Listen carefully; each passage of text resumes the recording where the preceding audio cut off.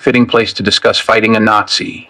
Batman, I've read your files on Red Skull. Johann Schmidt, super soldier serum recipient, hint Hitler's protege. Survived World War II, still active, still preaching fascism, still building armies. The man literally wears a red skull for a face. No subtlety, no hiding, just open hatred and violence. I've dealt with supremacists, militias, hate groups. None operated on this scale. You don't plan for the man. You plan for his ideology.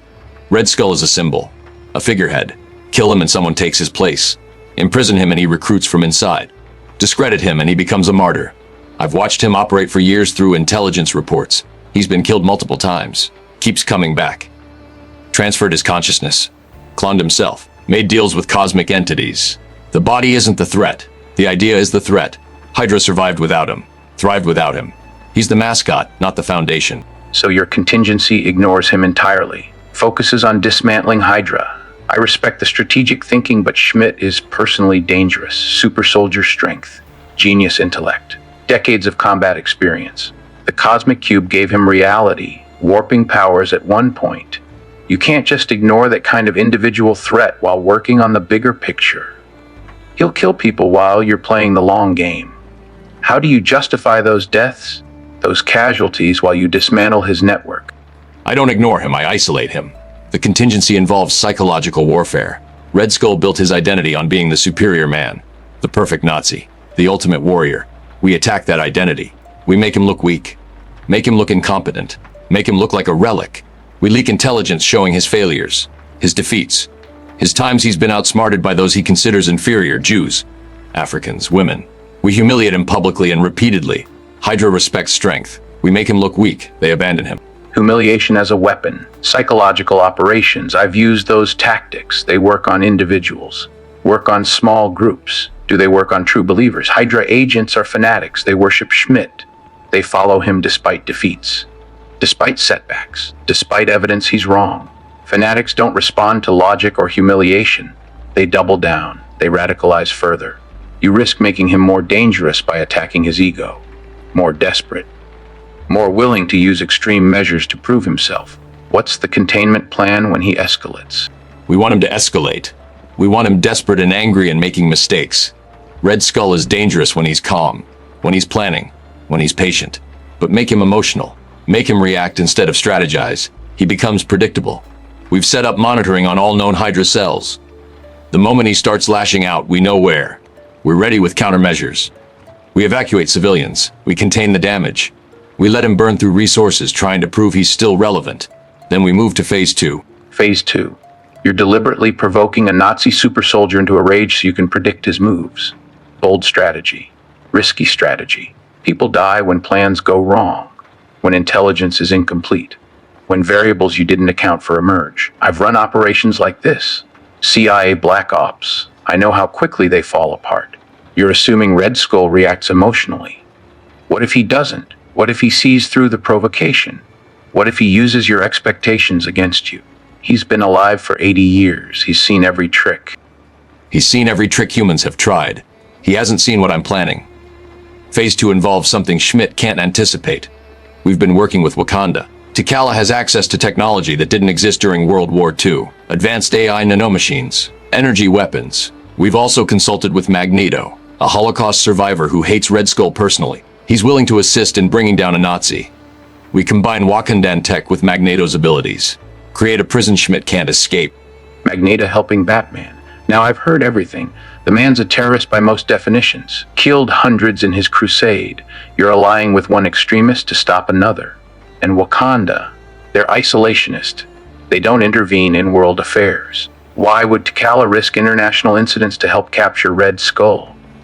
What leverage do you have? What deals did you make? I need to understand the full scope before I agree to participate. Who else is involved in this contingency? Let's get Robin's input. He's been studying Red Skull's psychology and propaganda methods. Red Skull isn't just a Nazi, he's worse. He's a Nazi who learned from failure. Modern Hydra uses social media, uses economic anxiety, uses fear of change to recruit. He's adapted fascism for the digital age. The old methods won't work because he's evolved past them. You can't just punch him and call it done. You need to dismantle the recruitment pipeline, counter the propaganda, offer alternatives to the people he targets. He preys on the desperate.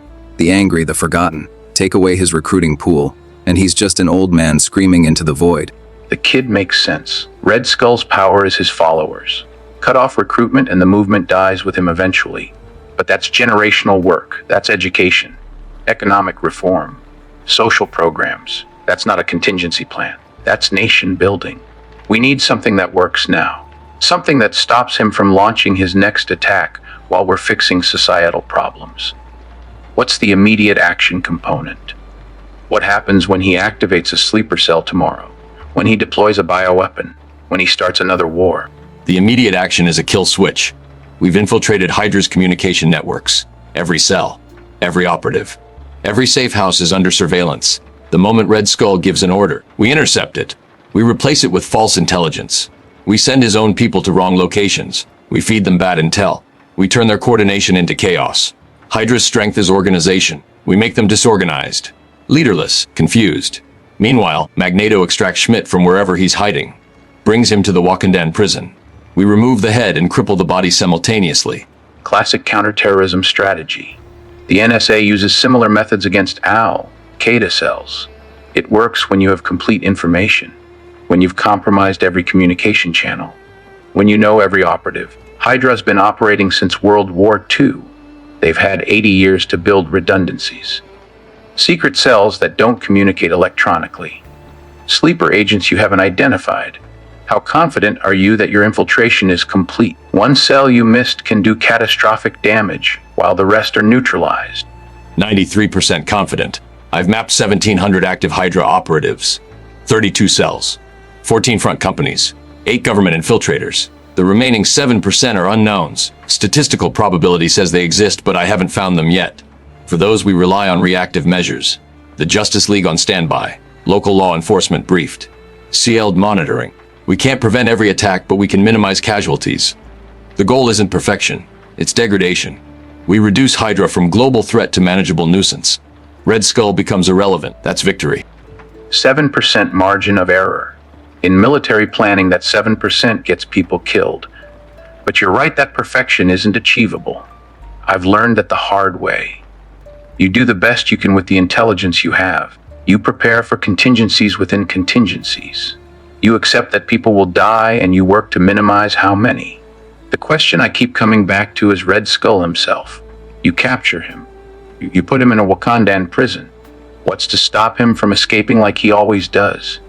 From transferring his consciousness? From making another deal with a cosmic entity? How is this prison different from all the others that failed? The prison is built specifically for him. Wakandan vibranium construction. Magneto designed magnetic locks he can't manipulate because he'll be inside them. No computers for his consciousness to transfer to. No communication devices for calling cosmic entities. No guards to corrupt because it's fully automated. The cell is self-sustaining for 50 years. Food, water, air, all automated. He's completely isolated from anything he could use to escape or influence. And here's the key component. We don't publicize his capture. Hydra doesn't know where he is. His followers think he abandoned them. Think he's moved on to other plans. Without confirmation he's imprisoned, they can't attempt rescue. He becomes a ghost. Forgotten by his own movement while he sits in a cell. For a man whose entire identity is built on being the superior being, that isolation is worse than death. He doesn't die a martyr. He doesn't go out in a blaze of glory. He just fades into irrelevance. That's the contingency.